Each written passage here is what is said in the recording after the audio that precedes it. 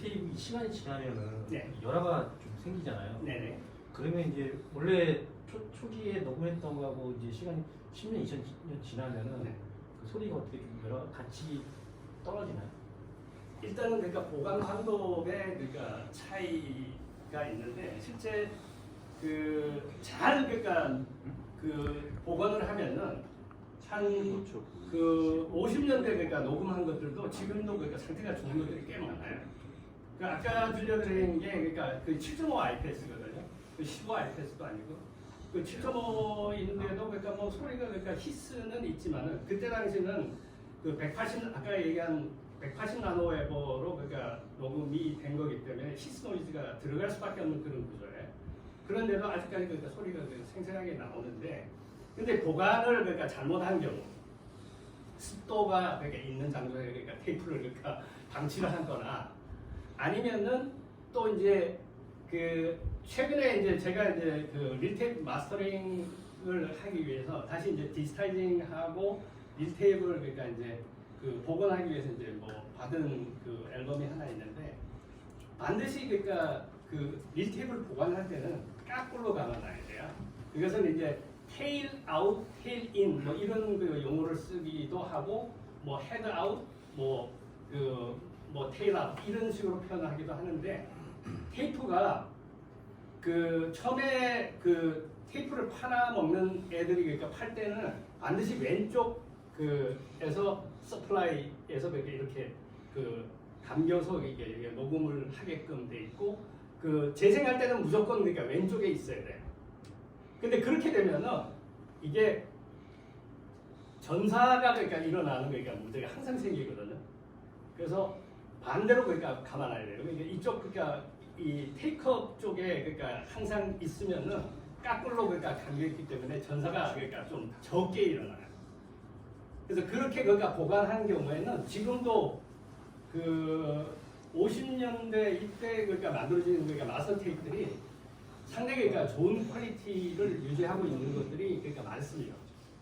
그래서 이제 그거는 보관 방법의 그러니까 문제인 것 같고요.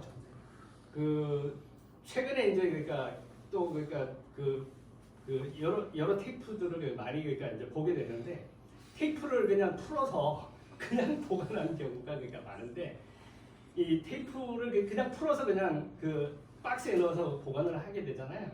그러면은 앞부분이 습도 많은 데서는 이게 그러니까 습기를 머금어서 주글주글하게 돼서 그 앞부분이 다 그러니까 플레이할 때 그러니까 문제가 되는 경우가 있는데, 그렇게 하면 안 되고 바짝 당겨서 그러니까 끝부분을 테이프로 그러니까 붙여놓으면 그런 문제가 없어요. 뭐 그거는 이따가 이제 테이프를 이후에 이제 그러니까 어떻게 이제 그 사용하고 이럴 때 그러니까 다시 한번 또 자세히 얘기 드리겠습니다. 네. 예? 히스노이즈 하시니까 예전에 네. 일반 이 카세트 테이프 네. 히스노이즈 줄이려고 이제 돌비를 예. 적용시켰는데, 혹시 릴테이프에는 그런 어떤 히스노이즈를 줄이려는 노력이 있었나요? 릴테이프도 그러니까 그 돌비를 썼어요. 돌비 A를 많이 썼는데, 그때는 이제 아까 얘기대로 180 나노웨버짜리 테이프를 쓸 당시에는 돌비 그 보통 카세트는 돌비 B하고 C를 많이 썼는데, 그 릴덱 쪽에서는 그 이 저하밀도가 높은 게 나오기 전에는 돌비 A를 많이 썼어요.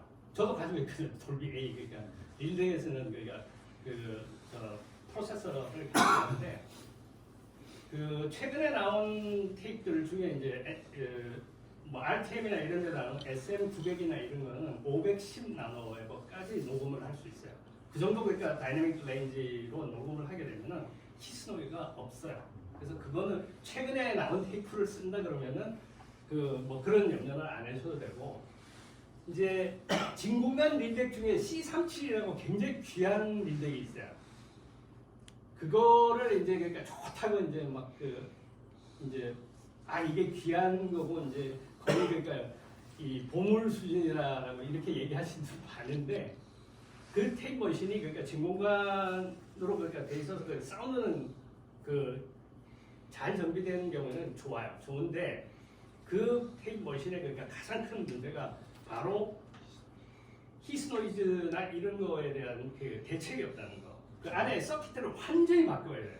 그 지금 녹음 스튜디오에서 C37을 가지고 그러니까 완전히 그러니까 서킷을 바꿔서 쓰는 그 사람 중에 하나가 미국의 저 커팅 엔지니어 중에는 그 케빈 그레이가 C37을 쓰는데 그 완전히 그러니까 내부 그 회로를 개조를 해서 그 현대 그러니까 이 아웃풋 테이프를 그러니까 쓸 수 있게끔 개조해서 지금 쓰고 있어요.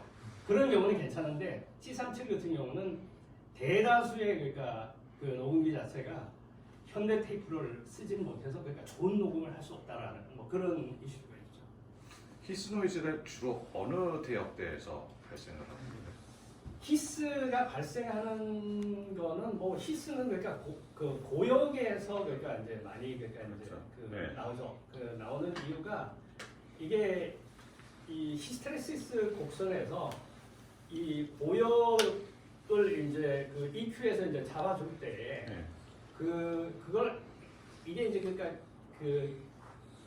이 테이프 자체가 가지고 있는 그러니까 어떤 성능하고 그러니까 제일 그러니까 밀접한 그러니까 문제인데 네. 그 자화 밀도가 높은 거에서는 그러니까 이게 다이내믹 레인지가 높기 때문에 히스가 그러니까 묻히거든요. 그러니까 간단한 예로 카세트 테이프를 예를 들어드리면은 그 우리가 보통 그러니까 쓰는 밀 테이프는 폭이 4분의 1인치거든요. 그 카세트 같은 게 8분의 1인치예요. 네. 8분의 1인치인데 그걸 또 그러니까 트랙을 그 나눠서 그 트랙을 그러니까 4개로 쪼개서 쓰잖아요. 그러니까 실제로 그러니까 우리가 그 기록할 수 있는 그 대역은 한 16배 정도 그러니까 작은 네. 홀이 돼서 실제로 신호가 그러니까 들어가는 거랑 나오는 거랑 그 갭 때문에 그러니까 이게 히스가 엄청나게 생기는 거죠. 에어컨을 꺼드릴까요? 아니 괜찮으실까요? 네. 저는 뭐 괜찮.